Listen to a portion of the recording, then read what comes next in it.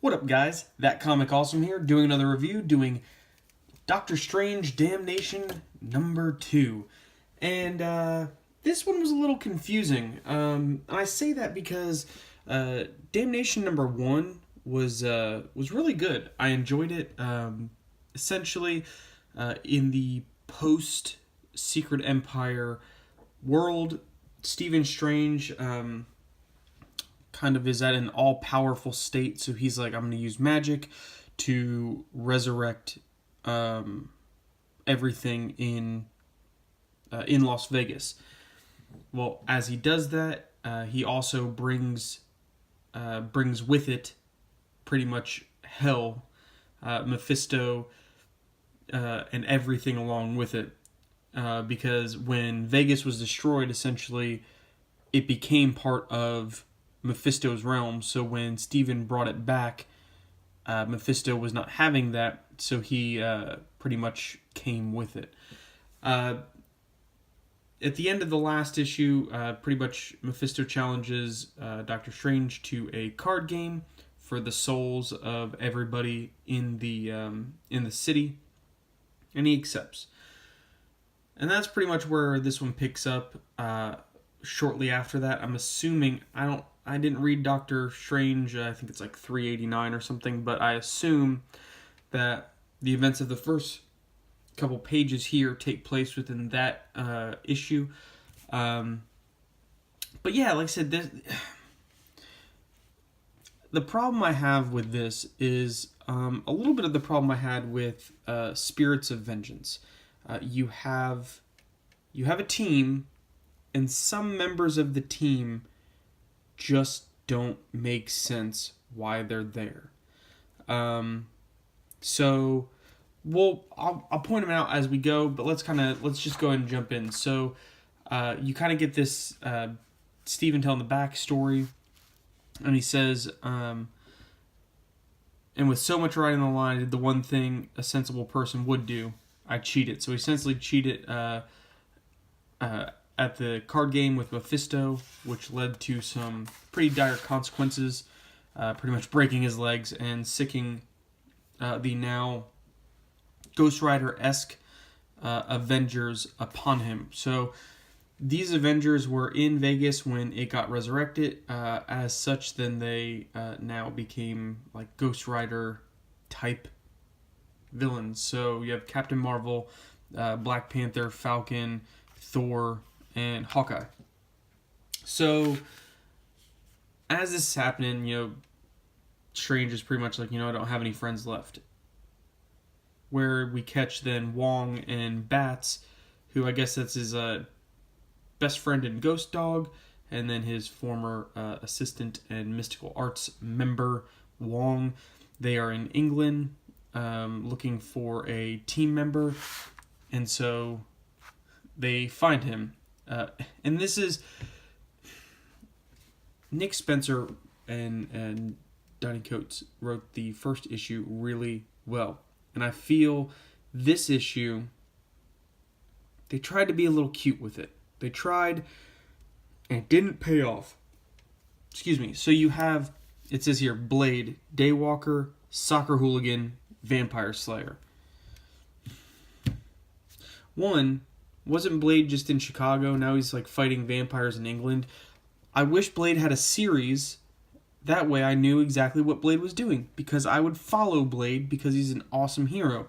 Not just popping up here and there wherever it's convenient. Like, give me a story about Blade.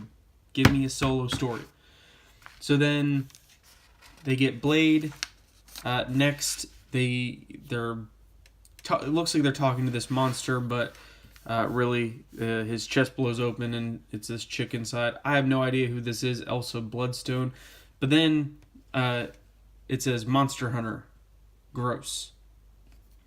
Again, trying to be cute, not working. Another issue I had with this issue is the art. The art is so wildly inconsistent, and it gets worse. I feel like they were in a time crunch. Like, if you look at these first couple pages, it looks really good. And now I'm gonna like just flip you to like a point in the back. Like what's happening here? Like it's just like what is the expression on Wong's face? Is Wong like he doesn't even look Asian there. Like he just looks like a bald white guy. Again, just like flat tones and everything. It gets progressively worse. Anyway, back to the cutesy writing not working. Again, Monster Hunter, gross. So then they go to Iron Fist and says the immortal Iron Fist in need of something to punch. Cute writing, not needed. Another thing not needed in this story, I think Iron Fist has no place in this book. Along with our next hero, who doesn't make any sense being in this book, Moon Knight out, but I'm in Mr. Knight. In, but out of his mind. Cute writing, not needed for this book. Nick Spencer, you did a good job on Damnation 1. Stop cuting it up. So then they go see Jericho Drum, who is Dr. Voodoo, and he is in a swamp with Man-Thing. Again, is his shoulder dislocated as he's pointing behind him? At first, I thought, like, here's Wong, and then here's, like, an arm, like, somebody was, like, hugging him, or maybe that was, like, Brother Voodoo's arm, like, reaching past Wong. Like, I couldn't get the perspective on that. It just, not good. So it turns out that, I guess Man-Thing could talk, but now it can't. Oh, yeah. Man-Thing, giant-sized. And this, it almost took me a minute because, so, Brother Voodoo's walking back through the swamp. Wong's kind of standing there. And then I thought this was like their next person that they were getting. I thought this was like a celestial kind of being. I thought this was a chest, arms, legs, like with a face mask. And it took me a minute to realize I had to look back up here and I'm like, wait, that's Dr. Voodoo's white dreads up top, and that's his cape. And I was like, oh man, that's just like, what's going on here? Like, what is happening? Then, of course, they get Ghost Rider, probably the one person who really makes sense on this team. And then they're all kind of on this like round table thing, trying to decide like, okay, Wong's like, this is going to be the course of action. So, man, again, the art on this. So you have, look at this. You have Blade, right? And Blade looks really good. You have like some shading on him. He's crouched over. He's got his hand to his face. He looks really good. And then this like Elsa chick is just like flat. It's like no shading on her face. Like you get like a little shading there, and it just looks like someone shining a light like directly onto her. Like everyone else is shaded. She's like porcelain skin.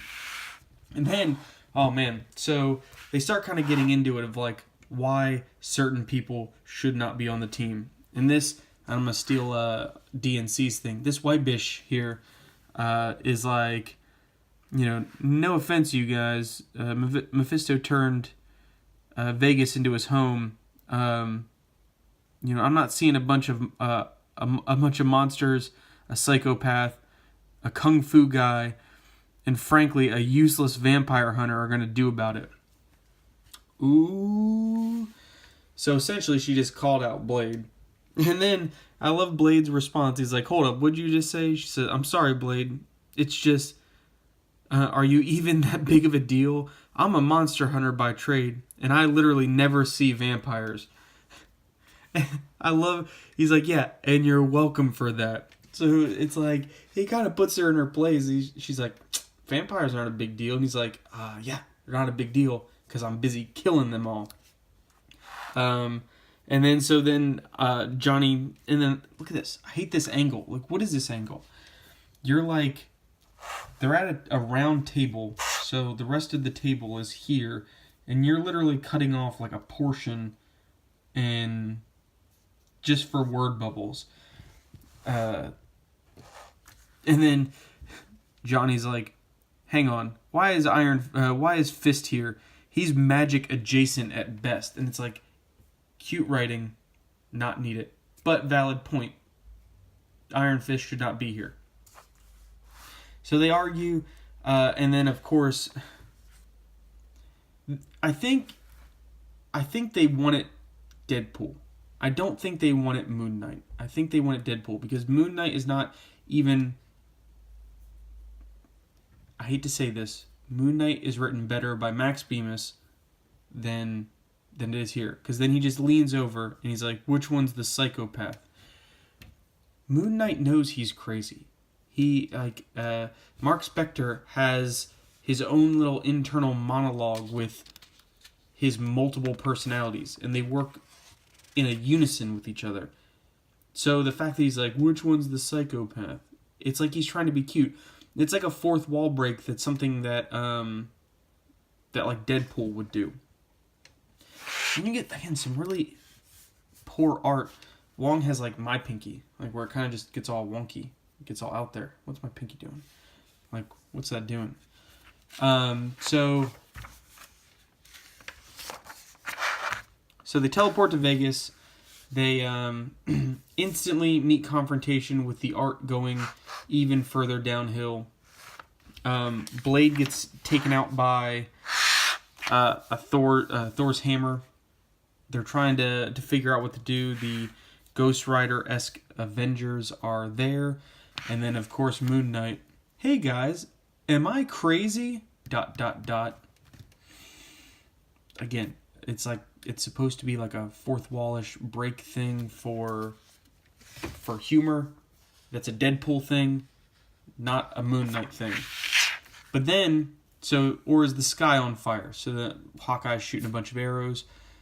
And this is what I don't get. So here's all of these arrows. Here's Dr. Voodoo, and he is like putting up a shield. Look how close these arrows are. And it goes through his shield, and he's like, oh, they must be immune to magic. And the only person that got hit was Moon Knight in the leg, and that was it. Look how close these arrows are. How did every one of these arrows miss Dr. Voodoo? Yeah, that's all I'm going to show. There is a really awesome part at the end. But yeah, actually here, I want to show this one last thing. They kind of started doing like the DC thing where the cover page, like the title page is on the end, but it kind of gives like I'm purposely not showing this panel, but it gives kind of like a little brief rundown of each one of the things, or each one of the characters, which I did enjoy. But yeah, I'll forgive this issue because the first issue was really good. But yeah, just the art and the inconsistency, and again, I don't know why they picked certain members to be in this team. Like, they don't make any sense. But yeah, subscribe over here, watch some more videos, hit me up in the comments, let me know what you guys think, and I will see you next time.